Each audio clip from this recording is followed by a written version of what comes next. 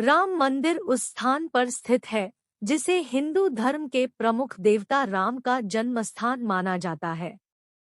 पहले इस स्थान पर बाबरी मस्जिद थी, जिसका निर्माण एक मौजूदा गैर इस्लामी ढांचे को ध्वस्त करने के बाद किया गया था, जिसे बाद में ध्वस्त कर दिया गया था। 2019 में भारत के सर्वोच्च न्यायालय ने विवादित भूमि पर फैसला सुनाया, जिसमें कहा गया था कि यह भूमि हिंदुओं की है और इस पर राम मंदिर का निर्माण कर सकते हैं।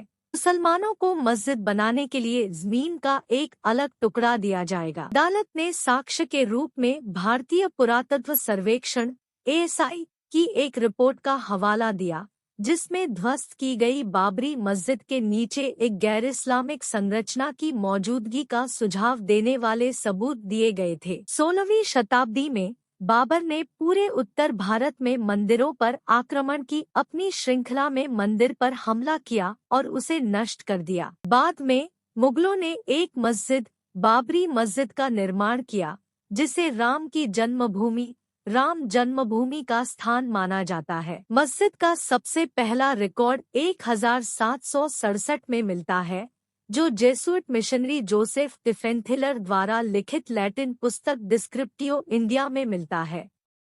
उनके अनुसार मस्जिद का निर्माण रामकोट मंदिर, जिसे अयोध्या में राम का किला माना जाता है, और बेदी, जहां राम का जन्मस्थान है, उसे नष्ट करके किया गया था। धार्मिक हिंसा की पहली घटना 1853 में दर्ज की गई थी। दिसंबर 1858 में ब्रिटिश प्रशासन ने विवादित स्थल पर हिंदुओं को पूजा अनुष्ठान आयोजित करने से प्रतिबंधित कर दिया। मस्जिद के बाहर अनुष्ठान आयोजित करने के लिए एक मंच बनाया गया था। दिसंबर के 22 से 23 1949 की रात को बाबरी मस्जिद के अंदर राम और सीता की मूर्तियां स्थापित की गई और अगले दिन से भक्त इकट्ठा होने लगे। 1950 तक राज्य ने CRPC की धारा 145 के तहत मस्जिद पर नियंत्रण कर लिया और मुसलमानों को नहीं बल्कि हिंदुओं को उस स्थान पर पूजा करने की अनुमति दी।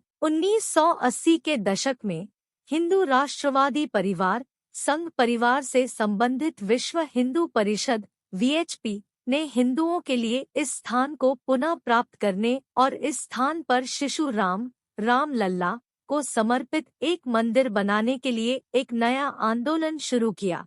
विहिप ने जय श्री राम लिखी ईंटें और धन इकट्ठा करना शुरू कर दिया। बाद में प्रधानमंत्री राजीव गांधी के नेतृत्व वाली सरकार ने विहिप को शिलान्यास के लिए आगे बढ़ने की अनुमति दी। तत्कालीन गृह मंत्री बूटा सिंह ने औपचारिक रूप से विहिप नेता अशोक सिंघल को अनुमति दी। प्रारंभ में भारत सरकार और उत्तर प्रदेश सरकार इस बात पर सहमत हुई थी कि शिलान्यास विवादित स्थल के बाहर किया जाएगा। हालांकि 9 नवंबर 1989 को VHP नेताओं और साधुओं के एक समूह ने विवादित भूमि के बगल में 200 लीटर 7 क्यूबिक फुट गड्ढा खोदकर आधारशिला रखी। वहीं गर्भगृह का सिंहद्वार बनवाया गया। इसके बाद विहिप ने विवादित मस्जिद से सटी जमीन पर एक मंदिर की नींव रखी। 6 दिसंबर 1992 को VHP और भारतीय जनता पार्टी ने इस स्थल पर 1,50,000 स्वयंसेवकों को शामिल करते हुए एक रैली का आयोजन किया,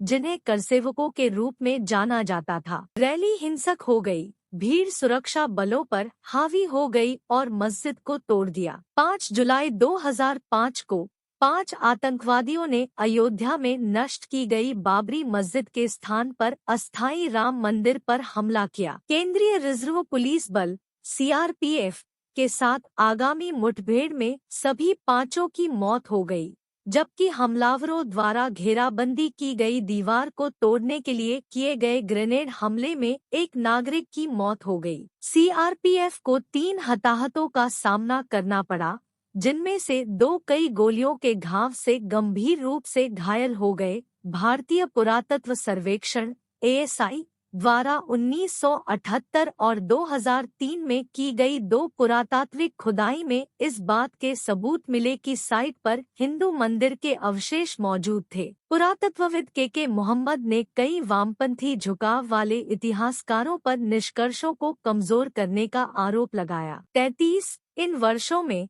विभिन्न शीर्षक और कानूनी विवाद हुए, जैसे कि 1993 में अयोध्या में निश्चित क्षेत्र के अधिग्रहण अधिनियम का पारित होना। 2019 में अयोध्या विवाद पर सुप्रीम कोर्ट के फैसले के बाद ही यह तय हो गया था कि विवादित जमीन राम मंदिर निर्माण के लिए भारत सरकार द्वारा गठित ट्रस्ट को सौंपी जाएगी।